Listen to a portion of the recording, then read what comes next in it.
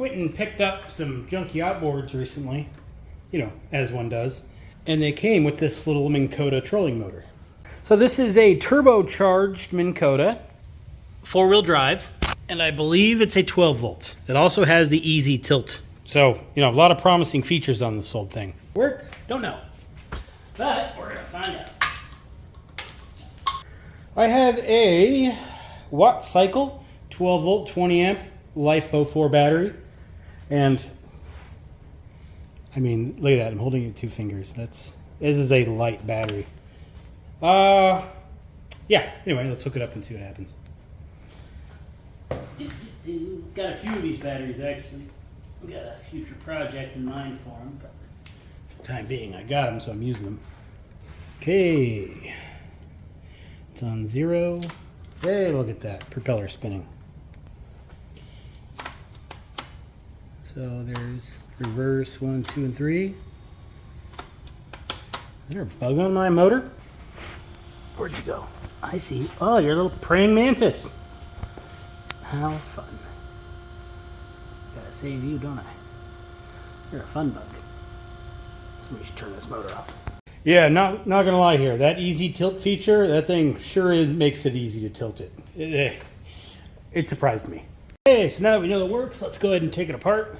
I got the power disconnected.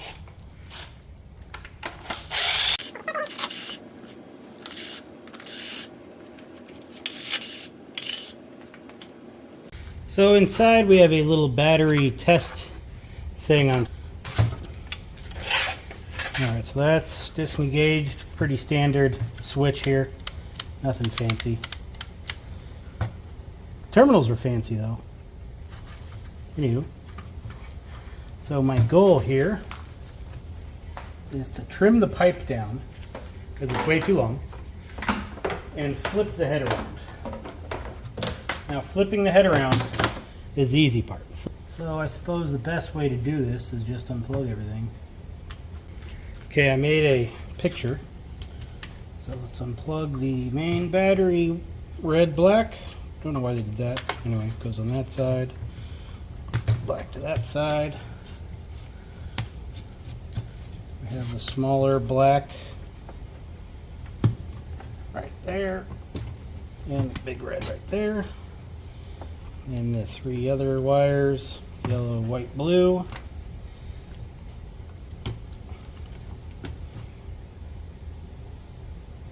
Yeah, whatever. Alright. So now our switch is taken apart. We can get this bottom piece off, I think.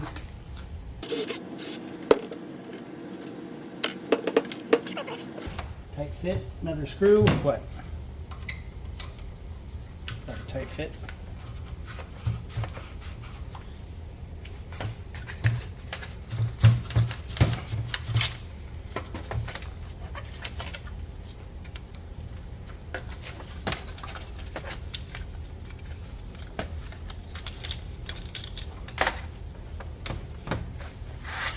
Okay, that's what we're dealing with.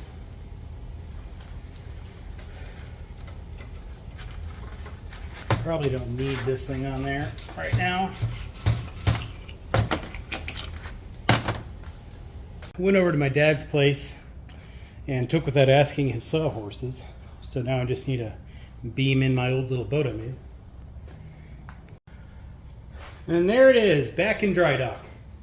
So let's grab that little motor. So this is made for a 2 horsepower-ish outboard. 2 or 4. I don't know if this is going to fit. Probably not. So flipping the head around, yeah, piece of cake.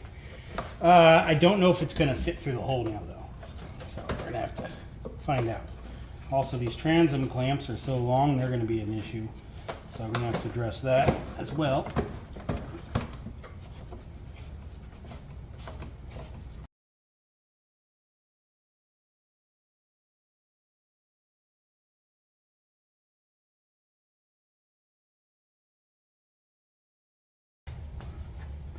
So I have it where I want it.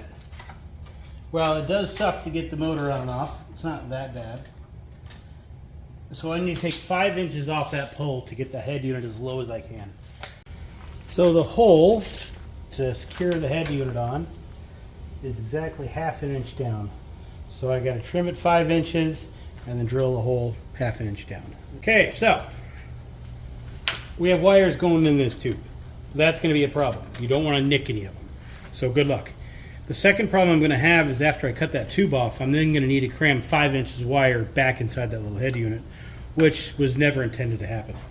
Then I got to drill a hole. Also, I got to drill a hole through here without drilling through the wires. So this is all going to be real fun.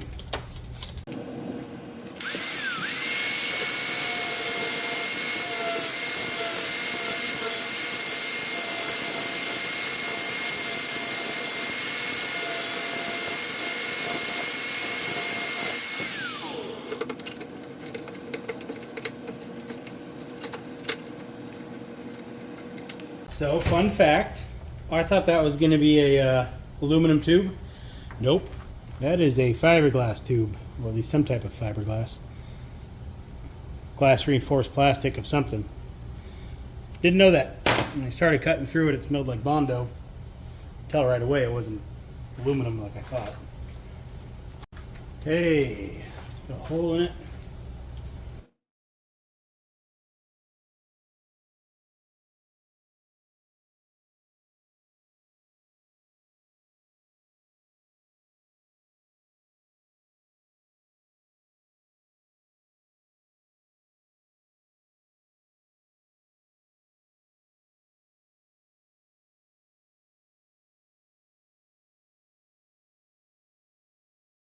Alright, got it back together. I didn't record it because I needed the phone to look at the switch diagram.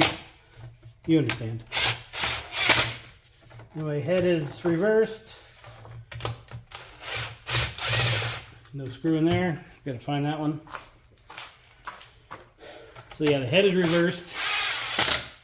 And the pole is shortened by 5 inches. Pretty standard stuff. Kidding, I doubt it. Alright, something happened. Well, I got it back together. I needed the phone to see where the wires go. So, anyway, hooked up the switch, put it back together. And now our wires, our switch is just a little off. Like it detents right there. And it doesn't right there, which is now off. So we're a little... Something happened in the switch rotation, I think. Okay, one thing left to solve, and that is the transom clamps.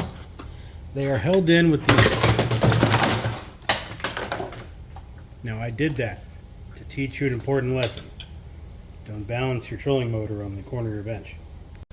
All right.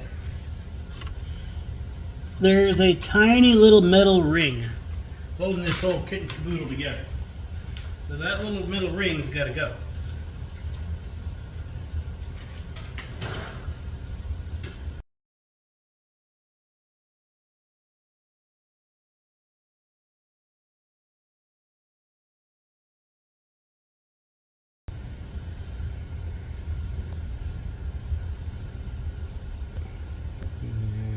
That little thing is on the end of the clamp here, holding on the cup.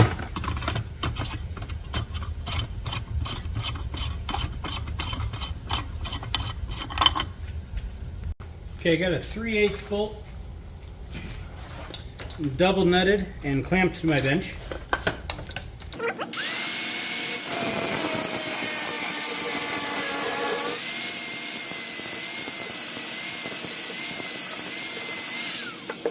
Okay, I have a number 21 drill bit into my drill. I got the torque setting to low, or I got it in first gear, whatever you want to call it. Gonna try to get center as best I can. Now for a little tapping. This is probably gonna suck. We'll see. Might be fine though. Who knows?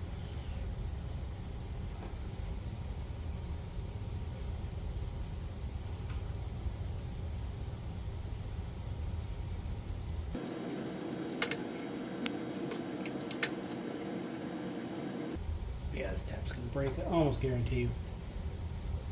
I know that when you do the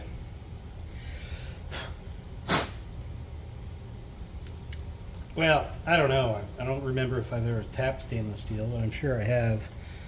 But probably with a larger tap, you know, quarter 20 or so. But, well, that's good. So this is fun. When I dropped it, I broke the tap. Yeah, that sucks. I'm a genius. What can I say? All right, I've decided to use a different tap. And this time, it's not one of the through-hole taps like I was using. It is a bottom tapper. Technically speaking, of course. So, this should be better. A little harder to start. What I should use is the through hole to get it started, and then switch over to the bottom. But this will be fine. I'll take it twice. Okay, that one worked a lot better, as in it actually worked.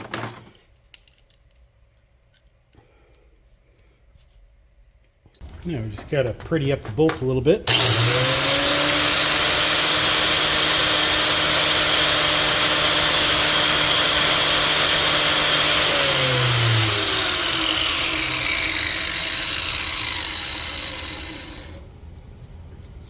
Perfect. So I have the cup that came off of it, a little 1032 screw, and my freshly perfectly centered 1032 hole in my bolt, which will go in like so and form our transom clamp. So let's go install it. Well, the phone was charging. I went ahead and did one already. So this installs just like so. Once I get the screw a little bit to the back, well, to where it reaches the back anyway.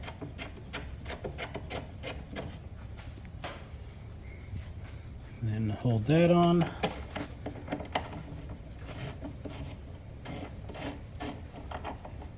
Got my wrench here. It's a kind of a process to get it on, because with it sitting on the boat, there's not much room for the wrench. It's almost there though. Oops. Yeah, that sucks. Well, anyway, so with that firmly attached,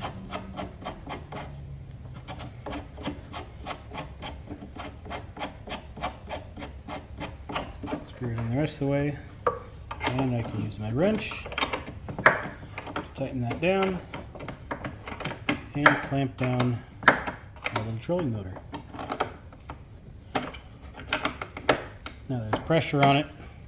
That's turning, or that's staying still, but the bolt's turning. Tighten this one down a little bit. Now we went from thumb screws to a wrench, so we don't want to over tighten it, but that's basically it. And my watt cycle battery fits in my little cubby hole absolutely perfectly. So yeah, this thing is, so yeah, it's ready to go. Well, let's go put it in the water and have some fun.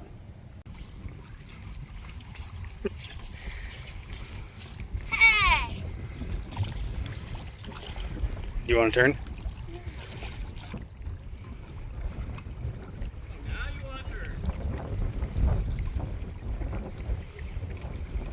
Okay, Ryan will show you how to work it.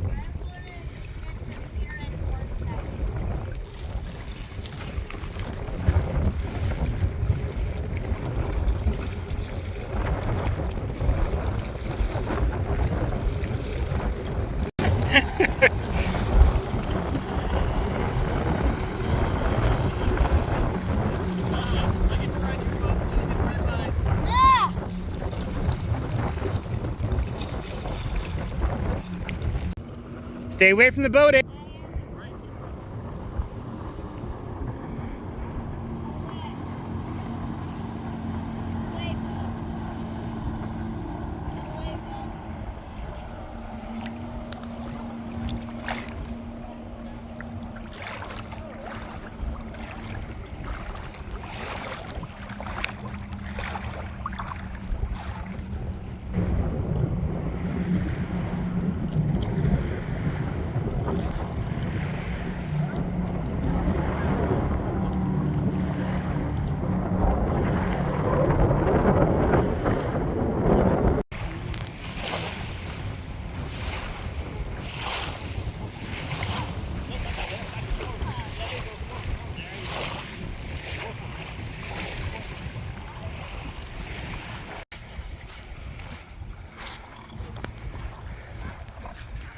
You in shallow water yet?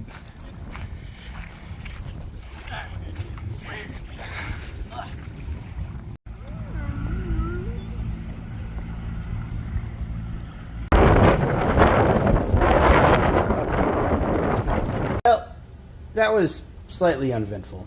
The kid doesn't hate the boat, but he has no intention of actually using the boat. So I probably just wind up selling it. But the star of the show here was this little guy.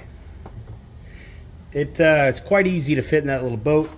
Doesn't weigh anything, and it had plenty of power to toot me along as long as I needed to. Just for my own curiosity, I'm actually going to see what it weighs here. So it is 4 pounds. Let's just call it 9 ounces. That's a lot better than your typical lead acid, of course. So let me show you. Now, all trolling motors use. All right, let me get the right size. All right, so pretty much all trolling motors are going to use alligator clips to clip onto the battery because they're designed for lead acid batteries, which have the lug terminals. Oops. But trolling motors, you don't really want to like slightly grab it onto the screw. So I came up with this little genius method to convert that to screw lugs. This is just a I don't know, brass or copper. It looks like, I don't know, brass copper lug. Got at the hardware store. It's got a bolt through it, then a washer just because I needed the space. And I tightened that right in there, and that gave me a nice good place to clamp on the alligator clips for the trolling motor and to charge it. Now, speaking of charging, you can't use a normal everyday lead acid battery charger on these because these guys are a little slightly higher voltage than your typical lead acid battery is. So I had one that was charged and one that needed to be charged. Right? So charge it up, no problem. Grab my lithium specific battery charger, no idea where it is. So that was a problem. I looked for days. Okay, an hour, but pretty sure it left on a boat, so that kind of sucks. So I needed a charger just to bring along a spare battery with me, just in case it did wind up wanting to go in one of the lagoons or something. Didn't want to run into a power problem, so I wanted 2 batteries. The problem is I didn't have another lithium battery charger, well, lithium specific battery charger, but what I did have was this lead acid battery charger that claims it will also do, well, it's not plugged in, but it says it'll do lithium. So I turn on lithium and the stupid thing only charges at 0.1 amps, so 1/10 of an amp an hour. That was ridiculous. Overnight, and I was still blinking at 25%. So it does great on lead acid, but it sure ain't going to charge that lithium. So to remedy this problem, I picked up this Surazuki lithium-ion battery charger. It is a 110 volt, 25 amp charger. Now, it might be a little overkill for the little batteries, but for the bigger batteries, yeah, perfect. So, let me pull it out of the box here. Okay, we got this guy. Remember the alligator clips I was talking about? Now, these are a lot stronger than what's typically on my, every other battery charger I have. This is kind of nice. Yeah. Well, anyway. Got this thing, which takes care of my terminal problem on the batteries that I don't use something with alligator clips. It's permanently attached. So, this would attach in there in line, and it gives me just a place to plug in the charger. Genius idea, I thought. Here is the charger. Pretty hefty, pretty well built. Yeah, it feels like it anyway. Full and charging LED, little built-in fan. All in all, not too shabby. Now, let's charge my battery.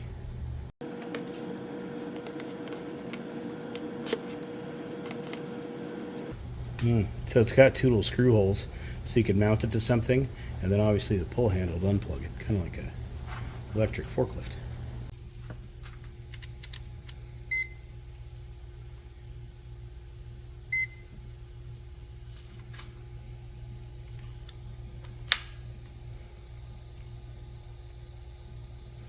So according to the DC amp meter, we are just shy of 18 amps going into that battery. So So reading the manual here, we have a pre-charge stage, then we have a constant current staging, and then a constant voltage. So we were originally drawing just under 18 amps, and now we're a little over 18 amps. So I'm thinking we're going over to from T1 to T2 here in a second. Yeah, because we're slowly ramping up the amperage.